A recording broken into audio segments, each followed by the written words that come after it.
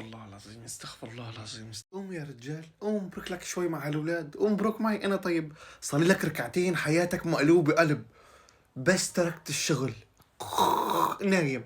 استمسي ها مرة، استمسي لأني مالي رايق لك. ها مو لاك، أعطيني نفاضة وأعطيني جهاز دش حطلي على العربية. ماما حبابي، يلا بس ضل ربع ساعة تخلص مسلسل صبايا وبعدين حط على الأخبار. أوه لك بنتي، هي في خلي حط أبوكي عبالبي عبيشرب. المجال للزميلة الجديدة معنا هنا على وفي قناة الجزيرة علا الفارس. أجيب لك الجهاز؟ بابا نايم باين.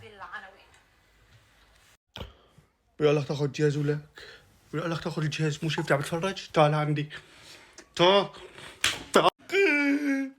بابا بابا ضربني، الله ياخذ عمري ان شاء الله. تعب ربكم، انا فايت على الاوضه لعنته.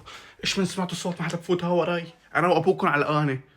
يعني والله العظيم اذا ما وقفت هالبلبعه بعمل لك رأس للغيم. ها بفضحك حاج، تشرب حاج، الاولاد عم خافوا منك.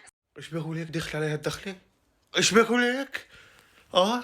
بصحى بقوم بكسرك. ها بربي فيك البيت، بمسح فيك الارض. ادخلي على غرفتك وما اسمع صوتك. شوف طلع مفكر بتخوفني، ما بقى تخوفني. ها بابا مولول بعبي الدنيا اصوات. نزل ايدك، ها نزل ايدك، نزل ايدك، نزل ايدك، نزل ايدك. الضياء، بابا عم بضرب، بابا نضربه بالبورية. عضه